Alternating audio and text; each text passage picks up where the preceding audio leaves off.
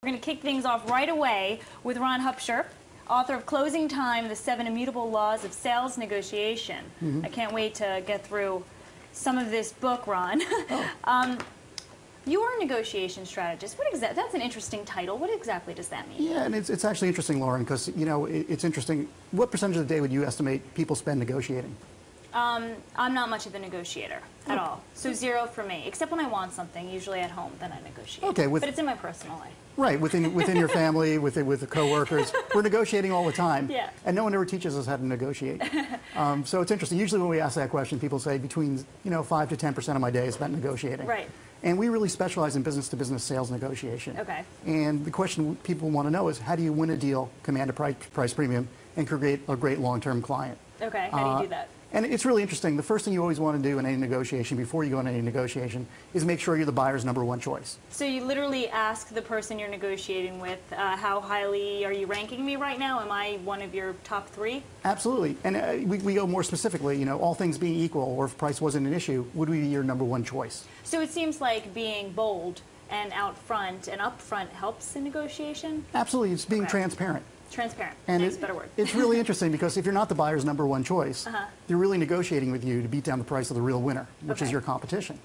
And if you are the buyer's #1 choice, it's because you put in a superlative sales effort, you've lowered both the buyer's business and personal risk, and you've earned the right to command a price premium. Okay, and then what?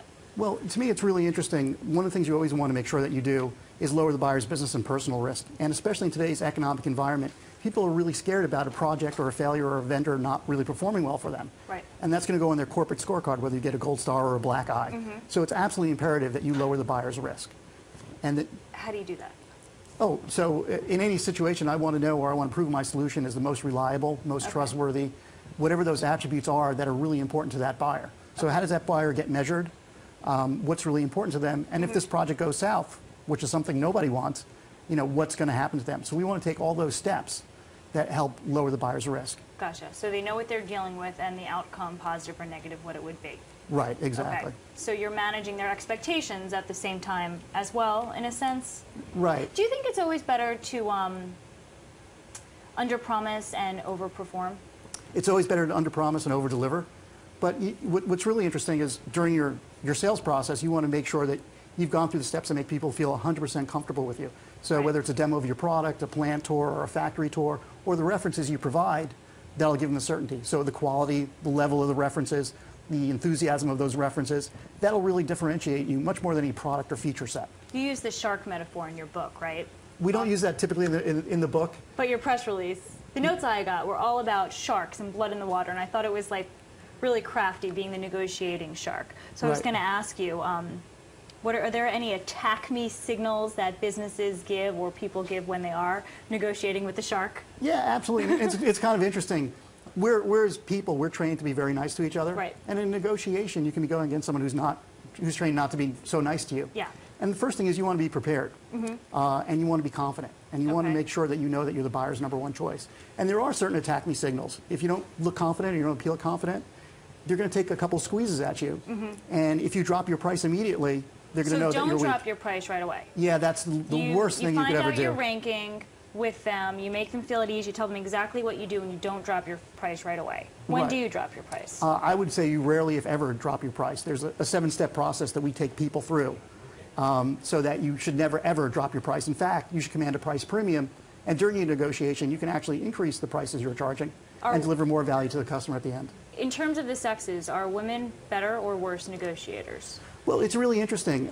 You have to be prepared for who you're negotiating with. Some people will be very emotional. Some people will be less emotional. And in a global negotiation, there are some areas where people will be very verbal and they'll be abrasive. And in other countries where the toughest negotiation you'll be going against will be someone who's really quiet.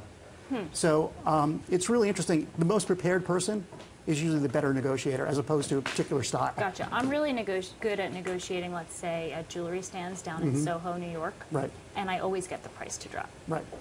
How come they're dropping their price for me? Because I don't think my negotiating skills are that good. Right. And if they had a better tactic or a better technique of walking through and say, hey, what do you like about this particular piece of jewelry? How does it make you feel? What are the benefits and what's the value? Usually once I walk, they drop the price. Right, exactly. And that's a very great tactic that people use. Okay, so be prepared to walk away, or is that too risky? In a business-to-business negotiation, if you're the buyer's number one choice, right, you should rarely, if ever, get into that position, right? You want to refocus back on the value. So typically the value you create is far in excess of the price you charge. And that little marginal discount isn't really going to make that difference up, right? Is it better to avoid doing business with abrasive business people? Is abrasiveness good in the negotiating scene? Well, you know, it's kind of interesting because abrasiveness is relative. So here in Midtown Manhattan, what we consider abrasive, you know, maybe extremely abrasive for someone from the Midwest. Right. The fact of life is you're going to have to deal with people of different styles. And if you're the buyer's number one choice and you can create unique value, lower their risk, you'll deal with those people and you'll end up having a really successful negotiation. What's the most common question that you get asked? When you go into a negotiation, how do you relieve tension? Or how do you take that tension out of a negotiation? So the first thing when I go into a negotiation, I say, you know, Lauren, if price wasn't an issue, if you were looking at that piece of jewelry, which is more of a retail environment, but if you were looking at that piece of jewelry, you know, is that jewelry your number one choice? Or tell me what you like about that piece of jewelry. And then I'd ask you why. Right, so I'd establish the value. You want an emotional response at some point too. Right, exactly. And it's kind of interesting because the emotional response in a business-to-business sale is risk. Because that says, I put 15 or 20 years into this company, I can't afford to have a corporate black eye on this particular project or this particular deal. So you're always looking for that emotional risk element. And thank you so much for joining us. I want to just show everyone your book again, Closing Time, The 7 Immutable Laws of Sales Negotiation. And you are a fellow Columbia alum. Yes, and great to meet a fellow alumni as well. Thank you so much for coming on Thank you so much, the web show. And I wish you well with everything. And hopefully we can connect at a later date. That'd be perfect. Okay, I'm going to shift gears now.